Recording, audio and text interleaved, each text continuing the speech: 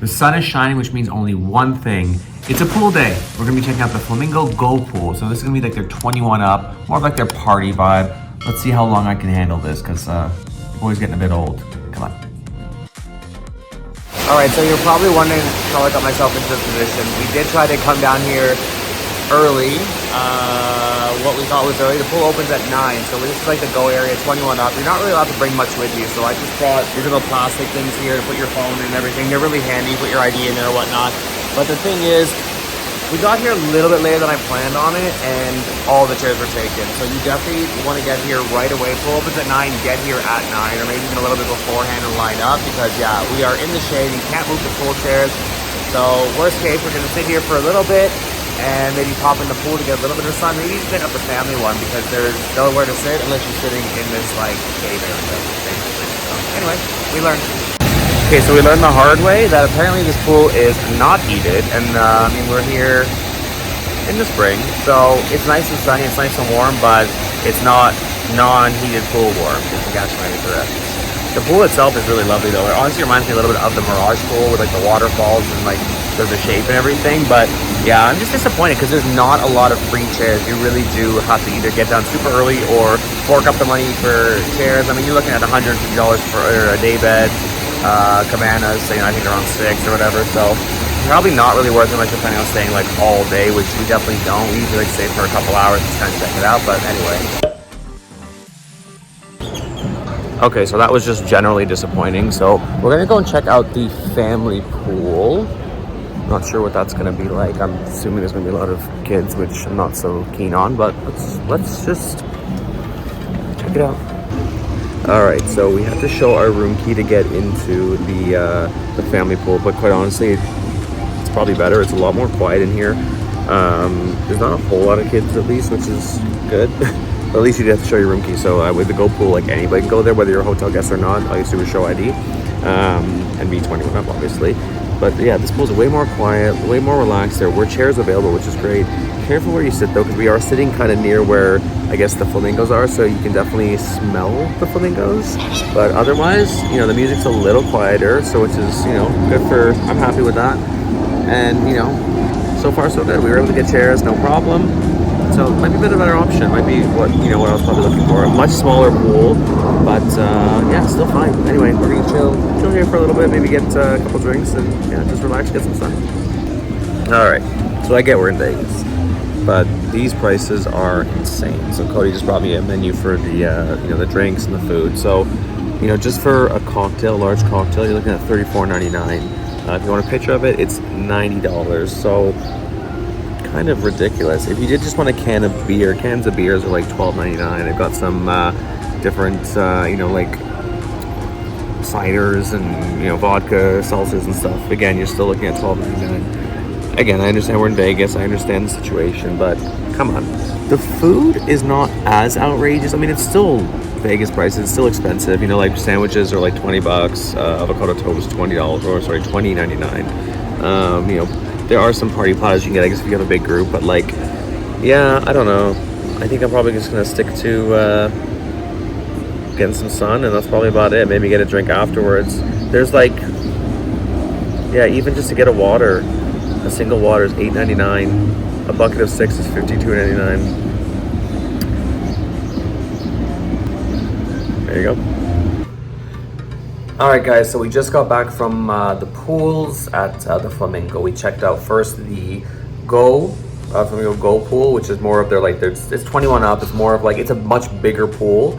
Not a lot of places to sit, and that definitely seems to be on purpose. When we got down there, it was less than an hour after they opened. I mean, we did plan to be there right at 9 o'clock when it opened, but unfortunately, you know, I wasn't feeling the best this morning, so we did take a bit of time. But we did still get there before 10 o'clock, and there was nowhere to sit except for underneath the waterfall. And of course, if you're underneath the waterfall, you're not getting any sun at all. So we did ask if we could move some chairs into the sun. They said no. We tried to get into the pool, and the water was absolutely freezing. So I'm assuming it's not heated. We are here in the springtime. Beautiful out, nice and sunny and gorgeous out, but yeah, pool was not heated, unfortunately. Didn't look at the drink menu at the time because we thought, you know what, let's take our chances, and go over to the other pool. So I will also mention the Go pool. You do have to show ID obviously before you go in. They will be checking your bags, things like that. So don't, you're obviously not gonna be able to sneak in any drinks or things like that. They are checking everything. I just brought, those little lanyards, the clear lanyards to put your phone, and I put my ID and my hotel key and things like that, because I figured we're not gonna be gone for that long. I don't need that much stuff with me. So that is also open to non-guests as well. So keep that in mind, that you will have people there who aren't necessarily staying at the hotel as well. Like I said, we did make our way over to I think it's called the resort pool, or the family pool. That one is only for guests, so you have to show your room key before you go in there. That one was much smaller. We didn't go in the water, but much smaller. It was still an okay vibe though. You were closer to, I guess, the habitat area, so there were some odors coming from like the flamingos and the birds and stuff. So you could smell a little bit, but I mean, honestly, it was still okay. There was plenty of places to sit still, so we didn't have to fight for chairs. So that was still nice. Lots of sun, so we didn't have to fight for the sun. Yeah, all in all, no major complaints there until we saw the prices for the food and for the beverages. As mentioned, for just a cocktail, a large cocktail, there was no at least on the menu, no option for a small or a medium. So unless you're, I guess, I don't know what you do. So if you're gonna get a large, you're looking at about $35 for a cocktail, and then of course you're gonna have to factor in tips and things like that on top of that too, and tax. So not cheap. The food was what you'd expect, sandwiches, wraps, things like that, for around $20. So maybe I'm just a little bit numb to it, that didn't seem outrageous to me. The drinks did though. The drinks, I will say, were a bit outrageous. Especially, like I said, Flamingo is a budget-friendly hotel. That's what one sort of assumes when you're staying here. This is going to be more budget-friendly, more with that in mind. You think that the prices should reflect that, but in terms of the pool, they absolutely did not. They were expensive. They were very, very expensive. So keep that in mind if you do want to get drinks and whatnot. I would suggest maybe have a drink before you go down, unless you are willing to fork up the money to get a drink down there. Drink in your room, I would say. I would also say, just in general, it's always good to get to the pools first thing in the morning to get the best seats. Even line up maybe a few minutes before they open, just because you never know. There's other people do tend to line up. So as I said, we made the boo-boo by getting down a bit late, but we had good intentions. I just wasn't feeling the best. So, and it's not a hangover. I promise you, it wasn't a hangover. It was probably food related. So anyway, I'll survive though. I will survive. All in all though, gotta say, not my favorite pool day. We did find out afterwards when we were talking to the people at the lounge, because we said, do they do anything if you have like status or anything like that? Like, will they, for cabanas or for anything like that? Apparently it is licensed or rented out to another, like an outside company basically. So if you have status or anything like that with Caesars, it basically doesn't matter, because they're not gonna do anything for you.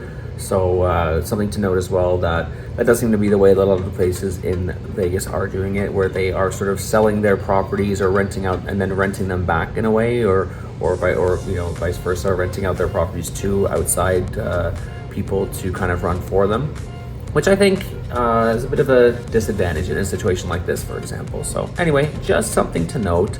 Not my favorite pool day, but it was a pool day nonetheless. We only spent maybe an hour or so down there, not even, I think. But at least we got a little bit of sun and a little bit of vitamin D, I guess.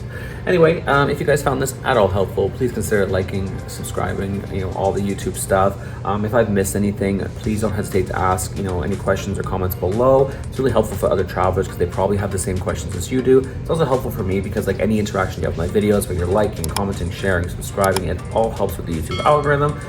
If you're planning to come to Vegas, I do have a ton more Vegas videos. I have a ton more Vegas pool videos, for example, whether you're looking at the Mirage, the Bellagio, Cosmopolitan, etc. I've got a lot more on Mandalay Bay. A lot more pool videos, a lot more hotel reviews, restaurant reviews, etc. There's a playlist on my channel. Make sure you check that one out if you are looking for Vegas content, and be sure to subscribe. Anyway, once again, this has been Daniel Spotlight. Viva Las Vegas, and we'll see you in the next one. Bye.